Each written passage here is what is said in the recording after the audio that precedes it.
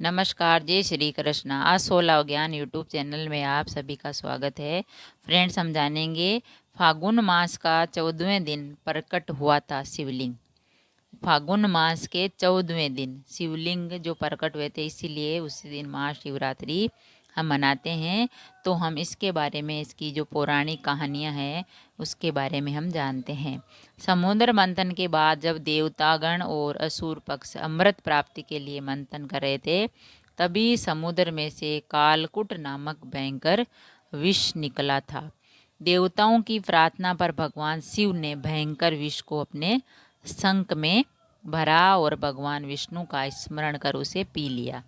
भगवान विष्णु अपने भक्तों के संकट पर को हर लेते हैं। उन्होंने उस विष को शिवजी के कंठ यानी गले में ही रोककर उसका प्रभाव जो है समाप्त कर दिया।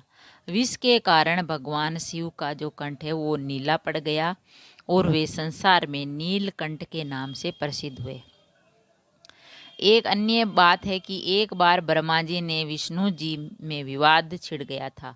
दोनों में श्रेष्ठ कौन है? ब्रह्मा जी सृष्टि के रचयिता होने के कारण श्रेष्ठ होने का कह रहे थे, और मगर भगवान विष्णु पूरी सृष्टि के पालन करता है, तो वे उस रूप में स्वयं को श्रेष्ठ कह रहे थे। तभी वहाँ एक विराट लिंग प्रकट हुआ। दोनों देवताओं ने सहमति से यह निश्चय किया कि इस लिंग के छोर का पहले पता लगाएगा उसे ही श्रेष्ठ माना जाएगा। दोनों विपरीत दिशा में शिवलिंग का छोर ढूंढने निकले। छोर न मिलने के कारण विष्णु जी लौट आए और ब्रह्मा जी भी सफल नहीं हुए, परंतु उन्होंने आकर विष्णु जी से कहा कि वे छोर तक पहुंच गए थे, और उन्होंने केतकी के फूल को इस बात का साक्षी बताया।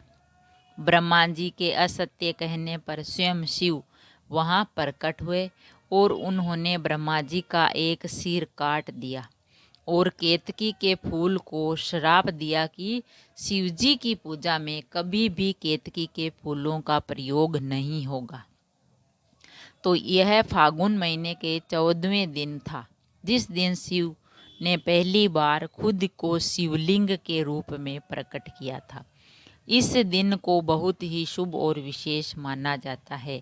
शिवरात्रि के रूप में मनाया जाता है।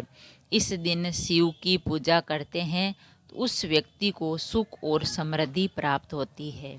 तो फ्रेंड्स, ब्रह्मा जी ने और विष्णु जी ने वो दोनों ने कहा मैं बड़ा हूँ, मैं बड़ा हूँ। तो उन्होंने कहा शिव के छोर को जो पहले ढूंढेगा उसी को ही सबसे बड़ा माना जाएगा। लेकिन ब्रह्मा जी ने झूठ बोला कि मैं केतकी का फूल चढ़ा के आया हूँ और मुझे शंकर भगवान मिले, लेकिन ऐसा नहीं था। उसी समय जब शंकर भगवान प्रकट हुए तो ब्रह्मा जी का एक सिर काट दिया और उन्होंने ये श्राप दिया कि कभी भी केतकी का जो फूल है वो शिव जी को नहीं चढ़ेगा। तो जो भी पूजा करते हैं तो केतकी का जो फूल है वो शंकर भगवान को कोई नहीं चढ़ाता है। तो इसकी एक पौराणिक कथा भी है। एक आदमी जो शिव का परम भक्त था, वह एक बार लकड़ियां काटने के लिए जंगल में गया और खो गया। जंगल बहुत गहरा था, इसलिए बहुत रात हो चुकी थी, इसलिए उसे घर जाने का रास्ता नहीं मिल रहा था, क्योंकि वह जंगल में काफ़ी अंदर तक चला गया। इसीलिए जानवरों के डर से वह एक पेड़ पर चढ़ गया, लेकिन उसे डर था कि अगर वह सो गया तो पेड़ से गिर जाएगा और जानवर उसे खा जाएंगे। इसीलिए जागते रहने के लिए वह रात भर शिवजी नाम लेकर पत्तियां तोड़कर गिराता रहा। जब सुबह हुई तो उसने देखा कि उसने रात भर में 1000 पत्तियां तोड़कर शिवलिंग पर गिराई है, और जिस पेड़ की पत्तियां वह तोड़ रहा था वह बेल का पेड़ था।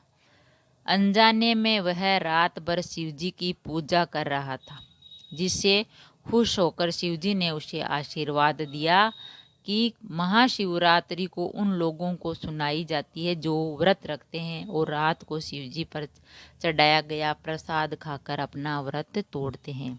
यह कारण है कि इस पूजा को रोकने करने का यह एक रात अमावस की रात होती है, जिसे चांद नहीं दिखता, और हम ऐसे में भगवान की पूजा करते हैं।